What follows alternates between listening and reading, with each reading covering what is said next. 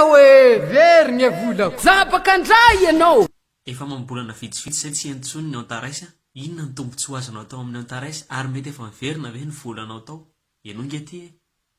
C'est grâce à Antares que notre chanteur a pu acheter ce nouveau SUV de la marque Volkswagen dans lequel il nous reçoit ce jour. Izy io Touareg io nahazoko tamin'ity Antares ty de matoa za mavoavidy Touareg zay misy bénéfice azoko anatin'ny zavatra zay. De torohevitra zany ohatrany ny ariana zany mila miaritra kely nareo aritsay ihany aloha amizay mahazo Touareg na ohatran'izany nareo ny sasany rehefa navita trano izy raha tsy diso de aritsay foana aloha ny volana de miaritra kely nareo fa mety mbola mety hoe misy fatapahany kely matetika ihany io fa mahazo tombontsoa foana nareo avy eo fa nio tsara ihany aloha no ihany aloha ty no ihany aloha ty Ariana aloha zany tsisy hoe bureau fixe satria za manao tournée mihitsy manao ny zavatra io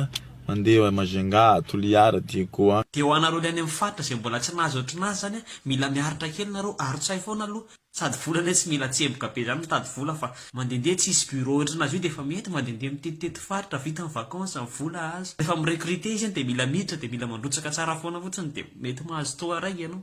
be de be le manaratsy anaty Facebook hoe zao hoe arnaque very ny volanareo e rehetrarehetra ny arnaque daholo zay fa mahafinaritra be ry zokariana le zavatra ataonao iriko hoe be da be ny malagasy mivoatra sy nahazo zavatra tamin'io io ketrika nataonareo sy ny antaraisy io iriko tena nahazo vola be ary nisy malagasy afa-pasahiranana tamin'io de makasitraka raha misy zavatra hafa ndray ohatra hoe alcool sy ny sisy reny ohatra namanamana ana de izao ihany no recrutena malagasy mba hivoatra mba hiakatra ny